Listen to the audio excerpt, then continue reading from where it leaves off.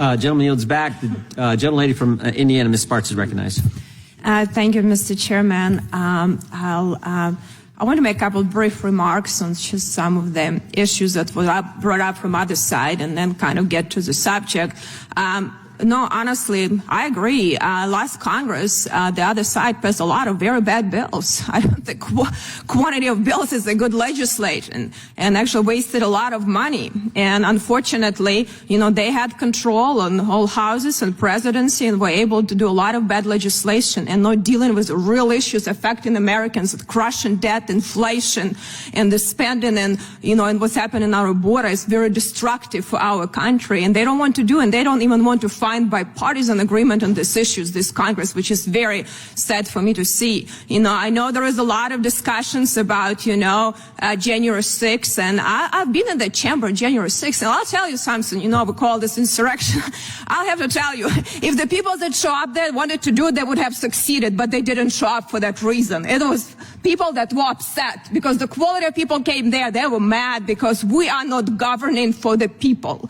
And that's unfortunately what was very strange to me, that Speaker Pelosi didn't have a security.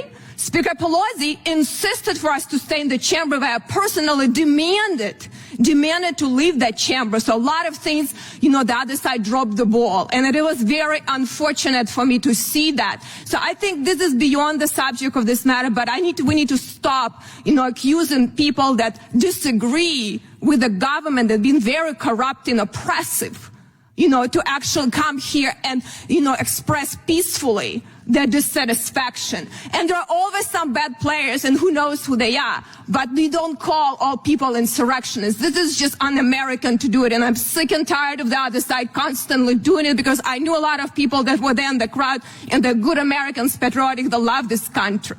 But go further. I know that maybe, Chairman Issa said it might be a waste of time. And Hunter Biden is going to invoke the Fifth Amendment. But you know what? What he's doing right now, beyond that, it is a blatant disregard of congressional subpoena. That's how he does. He actually dares enough. No other American would show up actually in the face, of Congress and defy and say, I'm going to decide how things are going to happen. This is just disrespectful. Only someone who thinks a little too much of himself would go actually do something. People might disagree, fighting in the courts, but not in the face.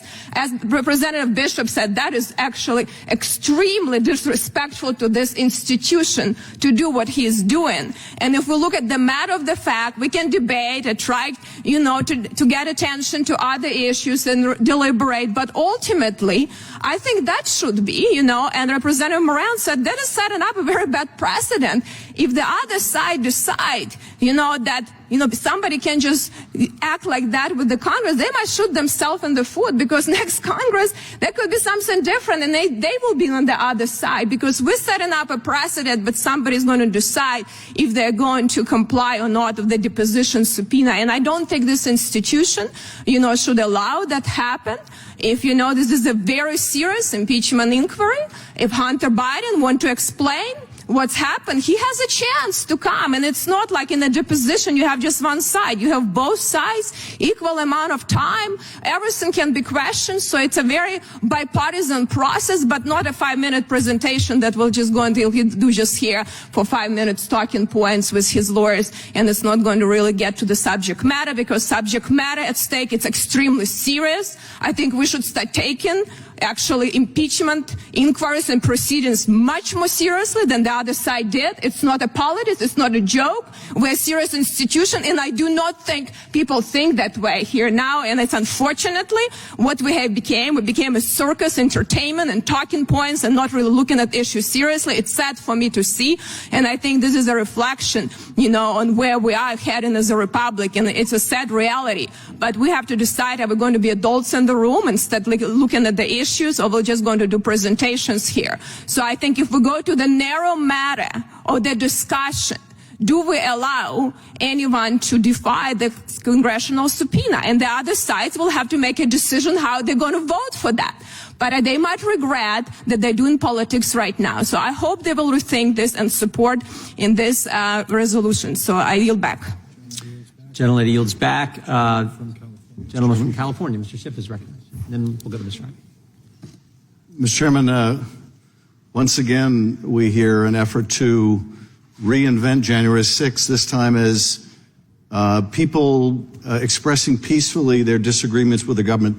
January 6th was not a peaceful expressions of differences with the government. It was a massive, violent attack on the Capitol with the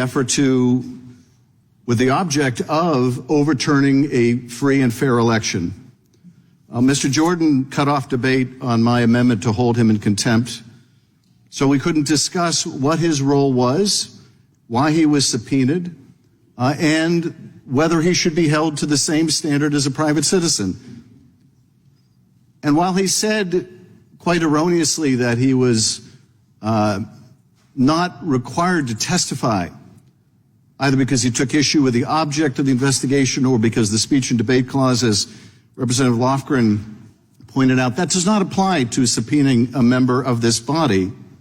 Let's remember who did step forward, and let's ask ourselves not why he was compelled and refused, but why he didn't volunteer to come forward, why he was unwilling to share his information, why it was even necessary to subpoena him. After all, so many others did their constitutional duty. Republican Speaker in Arizona, Rusty Bowers, talked about how he was compelled by his oath, by his faith, by the Constitution, to do his constitutional duty, to refuse the former president's entreaties to overturn the election. And he showed his devotion to our country and the Constitution by coming and testifying. Jim Jordan would not. Brad Raffensperger, the Republican Secretary of State in Georgia, did his constitutional duty both to protect the vote in Georgia, to ignore the former president's demands that he find 11,780 votes that didn't exist, but also to come and testify, to share with the country what he knew, but not Jim Jordan. Cassidy Hutchinson, a staff member at the White House, showed extraordinary courage to come forward, showed her devotion to our country and Constitution, and came forward and testified, but not Jim Jordan. Capitol Police officers who were beaten and gouged that day, they came forward and testified, but not Jim Jordan. White House counsel, Republican White House counsel, came forward and testified, but not Jim Jordan. Unless we forget why the committee wanted Jim Jordan, let's look at our referral to the Ethics Committee over his failure to come forward for guide as to why we wanted his testimony. Representative Jordan was a significant player in President Trump's efforts, we wrote. He participated in numerous post-election meetings in which senior White House officials, Rudy Giuliani and others, discussed strategies for challenging the election. Chief among them claims that the election had been tainted by fraud. On January 2nd, 2021, Representative Jordan led a conference call in which he, President Trump, and other members of Congress discussed strategies for delaying the January 6th joint session. During that call, the group also discussed issuing social media posts encouraging President Trump's supporters to march to the Capitol on January 6th. An hour and a half later, President Trump and Representative Jordan spoke by phone for 18 minutes. Yes, we wanted him to come testify about what he discussed with President Trump for 18 minutes. And no, Jim Jordan has never told this body why he was unwilling to tell the country about that conversation in the run-up to a violent attack on the U.S. Capitol. Or why he spoke with White House staff about, as we wrote, the prospect of presidential pardons for members of Congress. He was unwilling to say why he thought pardons for members of Congress might be necessary.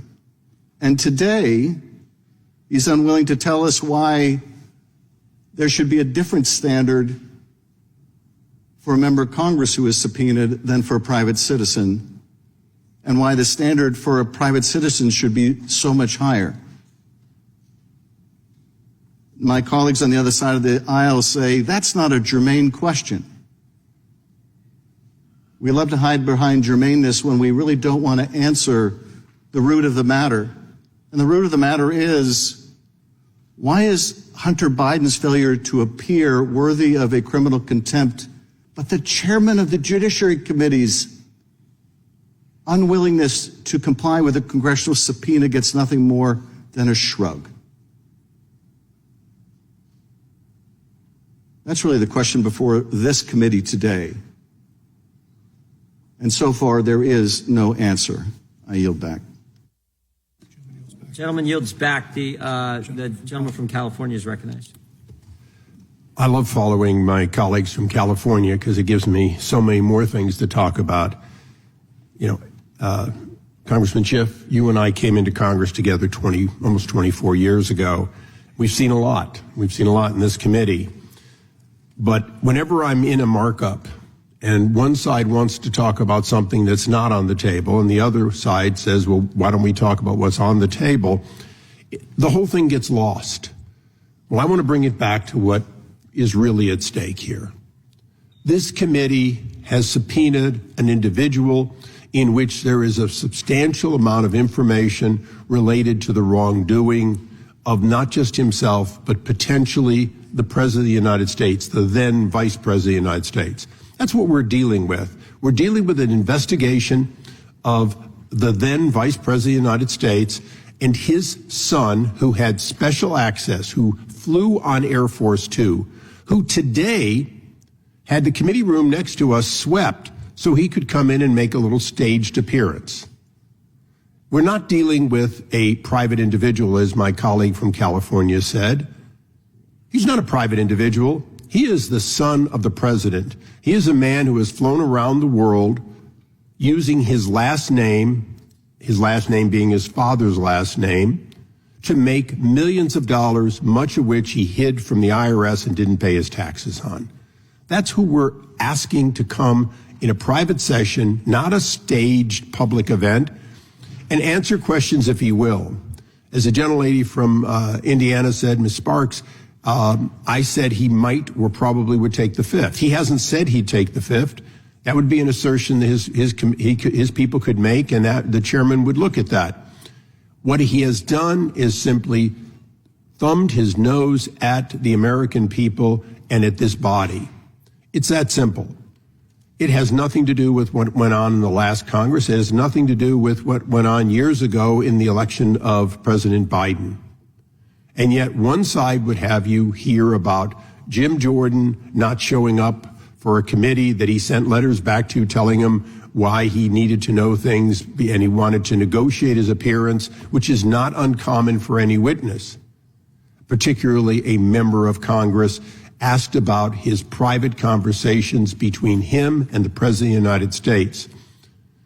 We all know the President of the United States has an absolute right to ask for and receive information in confidence, and we have been told for years on both sides of the aisle that we do not have access to that correspondence related to decision-making of a president. And yet we're acting like they're the equivalent of somebody who has committed crimes, Hunter Biden, who has used his position as the son of the president to fly to China, make business deals, and then fly home with daddy on Air Force Two. We are clearly looking at somebody who has done wrong, has used his family name to do wrong, but more importantly, we are looking at whether or not there was a connection in funds flowing to the president and or the president, then vice president, taking action as a result of funds flowing to he or other family members. It's that simple.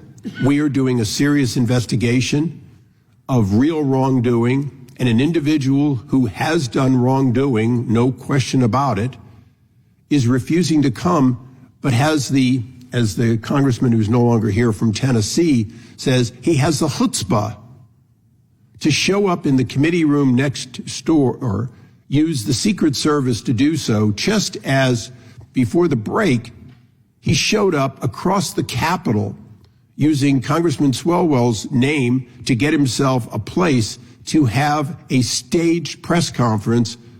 Well, we sat in this room waiting for him to show up, all the court reporters, the chairman, the ranking members doing their job because we expected him to show up as subpoenaed for a deposition. So let's get back to the basics. This is a contempt because he has been contemptible of not just not showing up, but how he has thwarted and given us the middle finger, if you will, to the American people. And when somebody flips the bird to the American people or the United States Congress or to the power of legitimate government actions, yes, that's what referral for contempt to the federal court should be, and I insist on it. And with that, I yield back. Gentleman yields back. The chair recognizes the gentleman from Maryland. Thank you, Mr. Chairman. I've got quite a few things to respond to. I want to start with the comment from the gentlelady from, I think it's Indiana, regarding the peaceful nonviolent protest on January 6th. The irony of that for me is, I grew up during the civil rights movement. Dr. King's birthday is one that we celebrate on Monday. And I got to say that if she wants to see an example of a peaceful nonviolent process or protest, I hope she'll, watch Montgomery to Memphis or take a look at the civil rights movement, because that's what a nonviolent protest looks like. Dr. King didn't show up with bear spray. He didn't show up with any kind of weapons. He didn't break into any kind of locked buildings. They didn't do anything like that. If there was any kind of violence during those protests, it was perpetrated by the police, Bull Connor and the like. Next, I'd like to say this. The Republicans keep saying, we want to try and get this information. It's important. President Biden is, under investigation, blah, blah, blah. Here's the problem with that argument. You could have gotten it right there at the table. In fact, Mr. Issa just referenced the meeting. We were sitting, I think it was the next room, waiting for Hunter Biden to show up. Well, A, that's incorrect because he said he wasn't coming for the deposition. But if they decided, you know what, we can do a hearing right now. They had the court reporter there. We're in a hearing room. The members just come up to the dais and give them a chance to speak. We could have done it right then. In fact, we could do it today if you guys would just move off of this hardline position about it's got to be a deposition. It can't be public testimony. We could do it now. We could do it now. So the problem when you start talking about contempt, by the way, this is criminal contempt. This is, you're saying that he's got the intent to deny this committee information that it's seeking. And all the cases you cite in your report go to that point. But he's not denying the information. In fact, in contrast to some of the other folks we talked about, Navarro and Bannon and the like, they stonewalled it. He has not. He has not. And the last point I'll make, and I'll give you some time if I can, with respect to the chairman's responses with respect to the select committee subpoena. And I think it's a fair point that the congressman from California made. Mr. Chairman, you could have testified if you wanted. In fact, if you'd met the Hunter Biden standard, you could have publicly testified, just like he's offered to do. And by the way, it's not too late.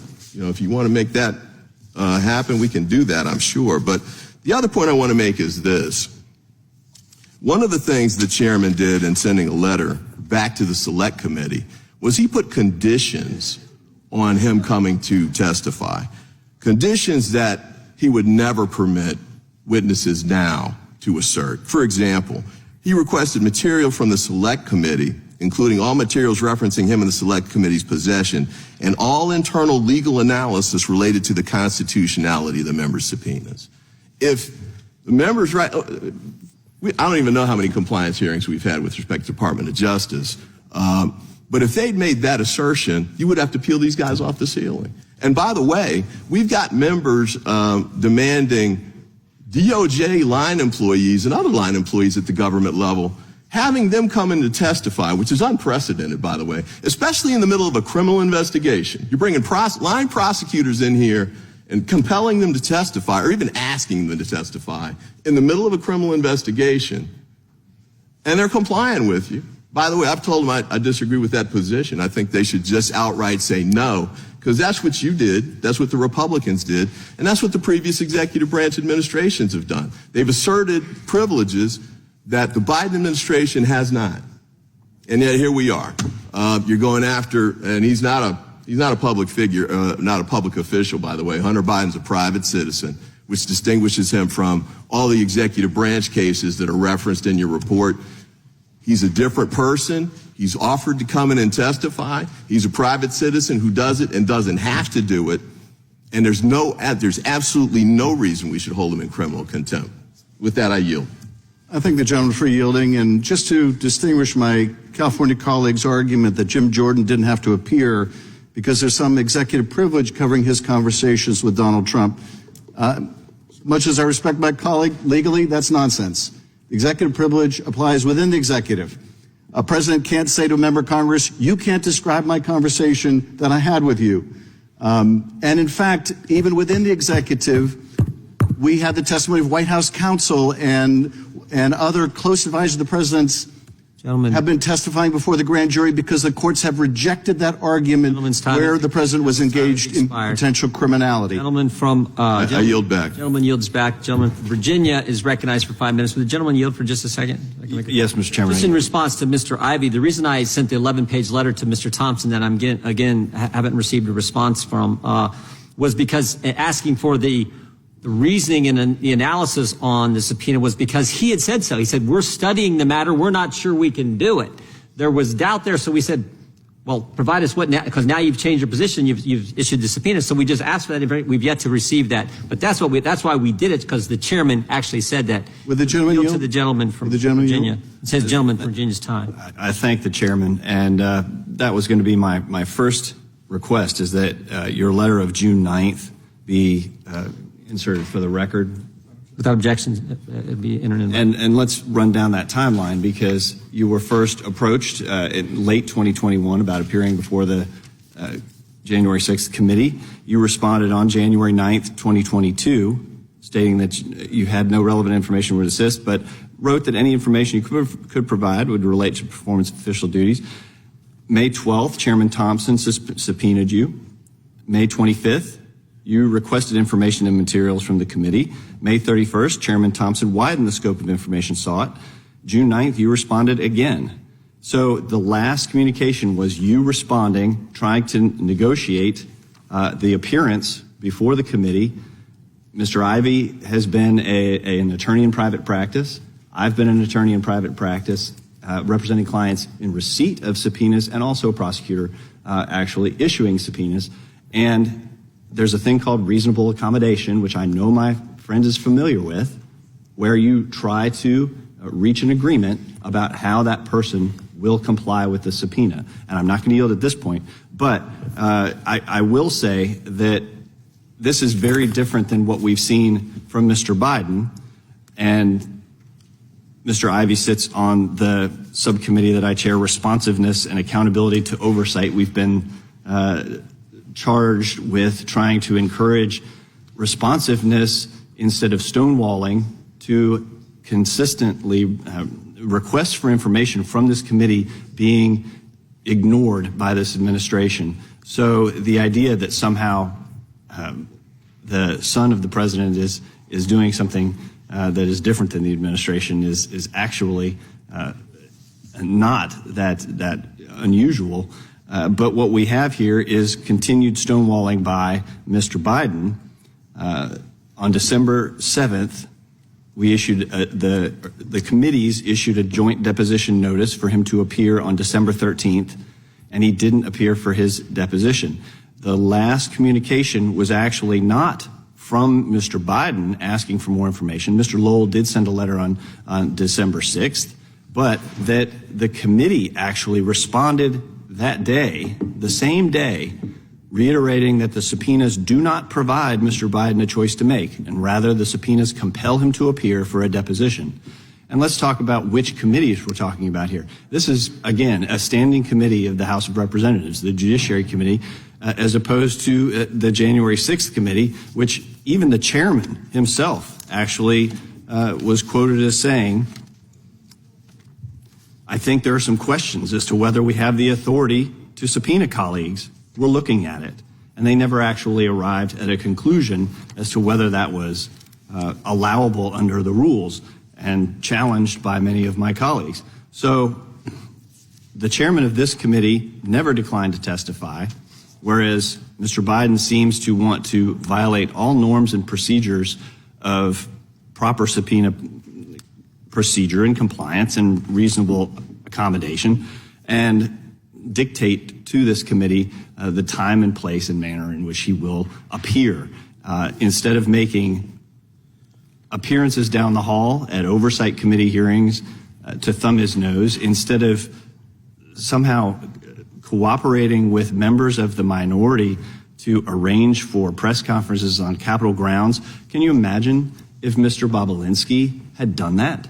What the minority would do if those who January 6th were seeking testimony from and who did not comply actually held press conferences on the Capitol grounds or came to adjoining committees to sit and smile at the members of the committee while they tried to get information. Heads would explode on that side of the aisle. So with that, I urge my colleagues to support this motion. It is time to get compliance with this committee's responsibility for oversight, and I yield back.